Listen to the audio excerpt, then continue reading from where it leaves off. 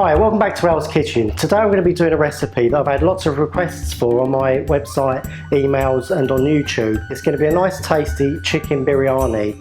Follow with me step by step. First of all, I'm going to be focusing on the rice, then the chicken, and then the layering process, and then the finish and garnish. Let's check out all the ingredients. Okay, so what we have here is 480 grams of pre-soaked Basmati rice. Now do pre-soak the rice for 30 minutes, drain it and then cook it for 4 minutes. This is about 80% of its cooking time. The rest of the time it will be cooked when it's been assembled as part of the biryani. So remember, 30 minutes pre-soaked. This will elongate the grains of the rice, making them longer, also more fluffy, and you'll get a better finish in the biryani.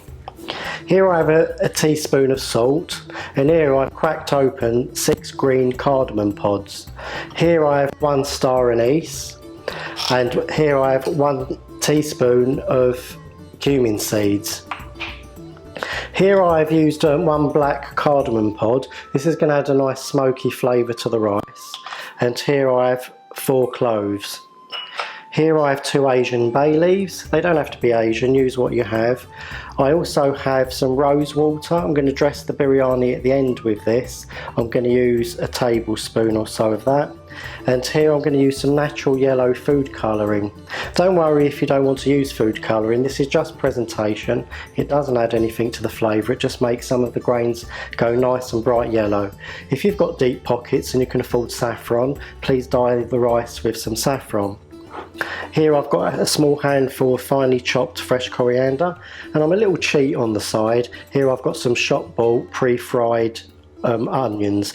I'm going to use these in the biryani, but please feel free to finely slice an onion and caramelise it yourself and decorate your biryani with a fresh onion. Okay, so now we're going to cook our rice. Bring a large saucepan to the boil and we're going to season the water.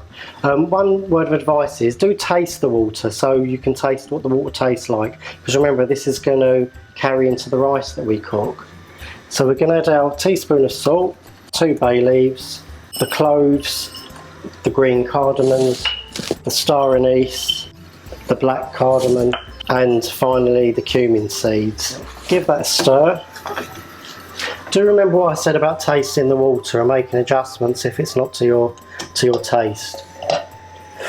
And what's going to happen is the rice is going to cook and it's going to take on all the flavours of the spices we used, and you'll have a nice rice to work with. Boil the rice for 4 minutes. Remember it's been pre-soaked, so it's not going to take long at all. So time that for 4 minutes. Okay, so now the rice has boiled for 4 minutes.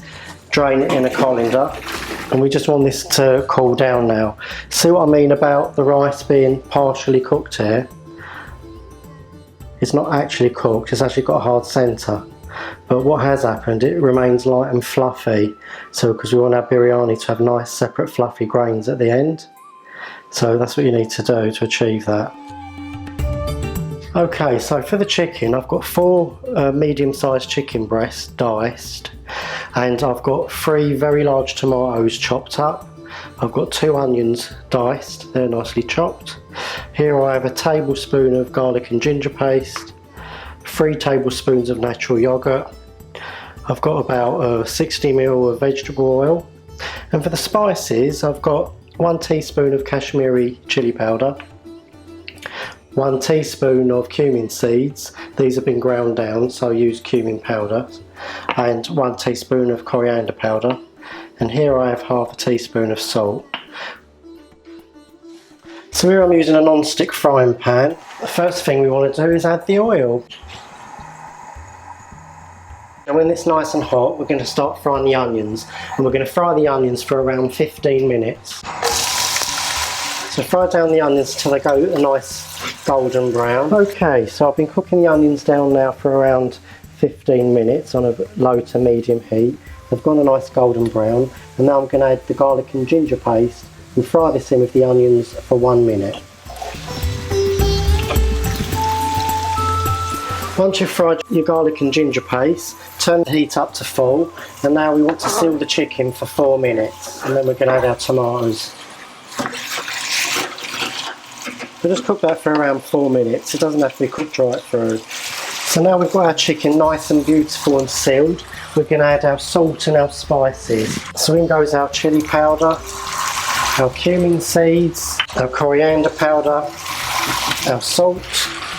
Give that a stir. Okay, once that's all mixed in, finally we're going to add our fresh chopped tomatoes.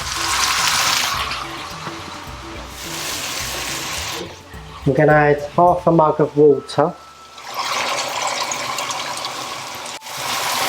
And we're going to cook that for 25 to 30 minutes until we've reduced all that water back out. Okay, so now we've reduced all of the water out of this. Now it's time to add our yoghurt. Okay, so now we're on to my favourite part of doing a biryani, and that's building all the layers. So that's all ready now. Turn this out. So as I said, this is my favourite part of doing a biryani, and that's building up all the layers. Take all the chicken that we cooked in this lovely gravy and transfer that to a casserole dish of your choice, whatever you have. To be honest, you could have even layered it in this pan, because it does have a lid. Now we're going to take the rice. Now this rice has been left for around 20 to 30 minutes. Can you see how nice and fluffy it is? How loose all the grains are?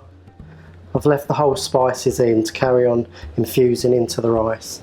Right, so now let's start layering some of this rice. You know that with a biryani you can garnish it with whatever you want. Some people like to put raisins or sultanas.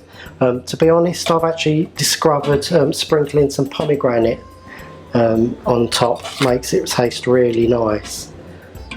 Right, and now what I'm going to do is I'm going to use the yellow food colouring. Like I said, you can use saffron or something more natural. This just makes it just look nice and pretty when it's finally done. And I'm going to sprinkle some of the onions on top. And then I'm going to put some rose water on. You can buy it in supermarkets. I bought this in Sainsbury's, and I'm just going to give it a couple of splashes.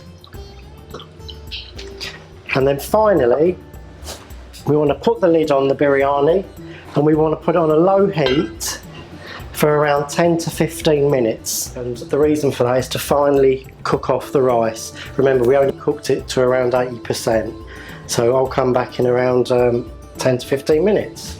Okay, so time's up. Let's check out the biryani, see how it's done. That rice is absolutely beautiful. Let's taste some of the rice, see where it's cooked. Yeah, the rice is definitely done.